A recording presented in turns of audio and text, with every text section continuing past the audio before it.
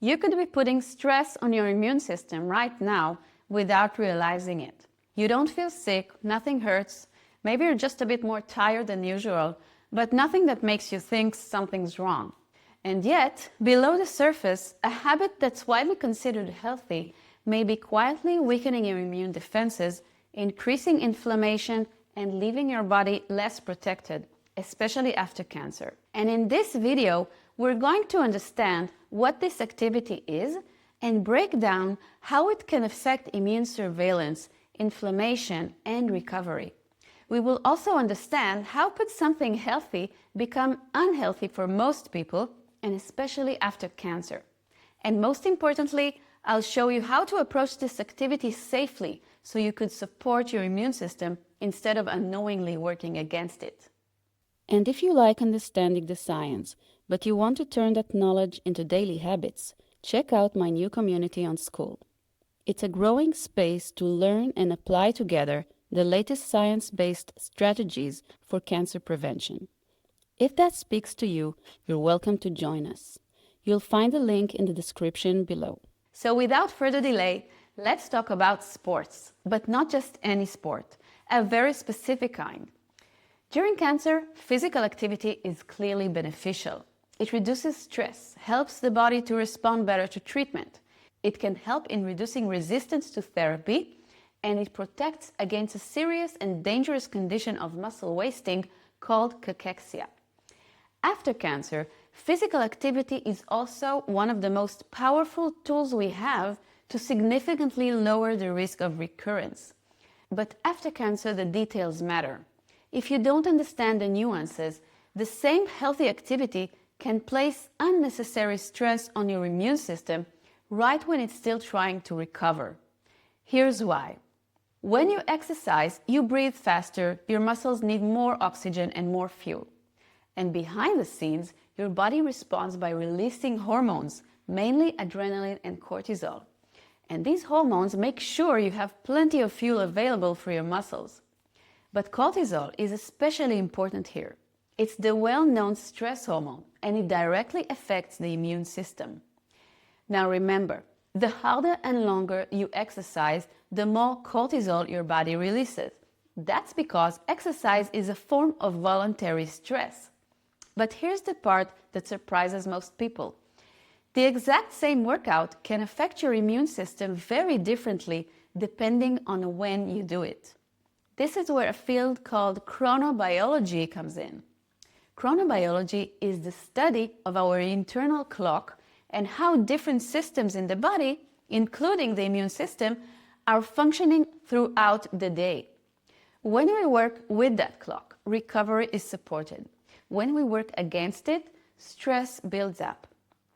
So, if higher intensity exercise raises cortisol, what happens when we do it late in the evening, right when the body is supposed to prepare for sleep and shift into repair mode and immune recovery? A large study published in 2025 followed healthy and physically active adults.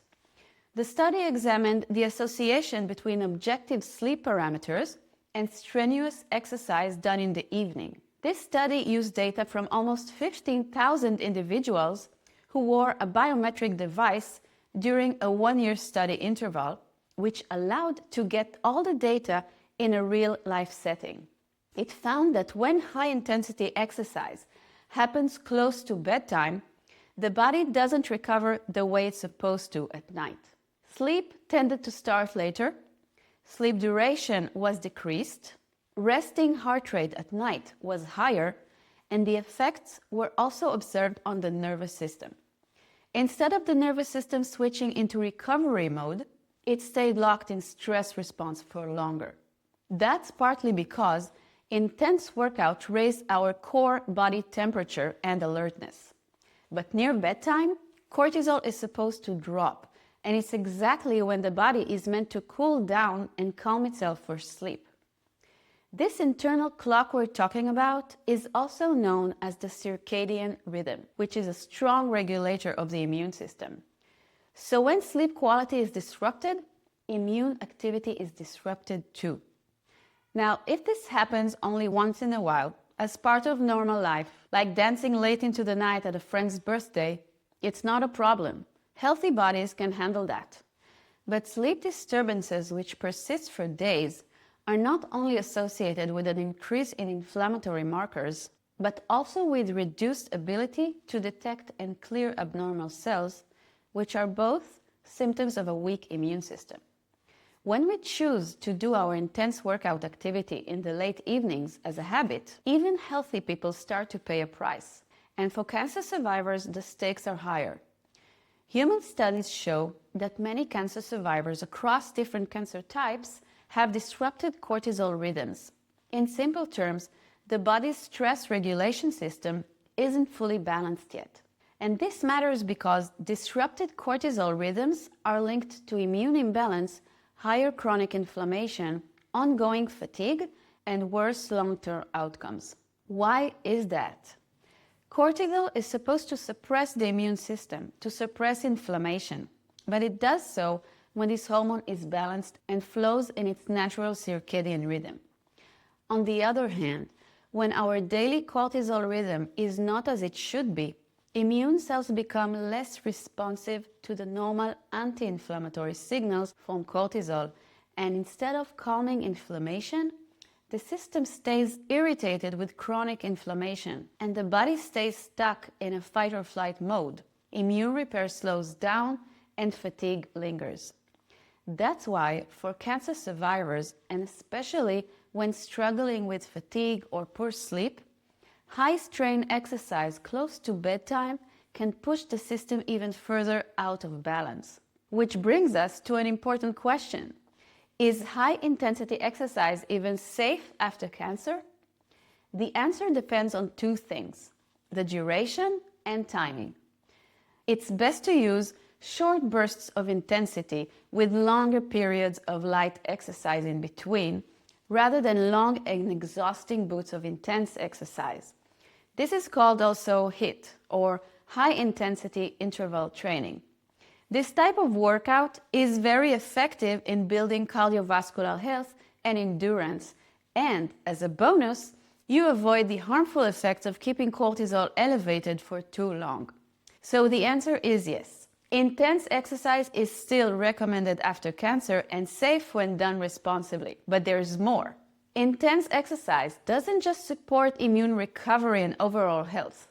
A study published in 2022 shows high-intensity exercise also create a kind of metabolic shield against wandering cancer cells that could otherwise form metastases. And what's fascinating is that this shield isn't created just in the muscles. It forms inside internal organs like the lymph nodes, the liver, and the lungs. During intense exercise, these organs are reprogrammed to use much more glucose, and by doing that, they create a harsh and uninviting environment that cancer cells struggle to survive in, leaving them more vulnerable to be detected and eliminated by the immune system. So now that we understand it's not recommended to strain ourselves before bedtime, what is the best time for intense exercise?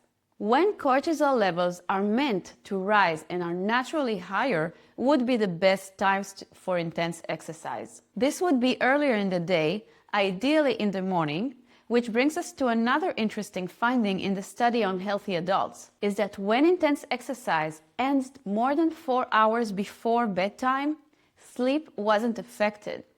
So to recap, for everyone, survivors included, but especially if you're dealing with poor sleep or long-lasting fatigue, a safer approach is to do high-intensity cardio earlier in the day, use short bursts of intensity like HIIT, avoid intense workouts within 4 hours of sleep, and in the evenings, choose lower-intensity activities like a nice walk with a neighbor.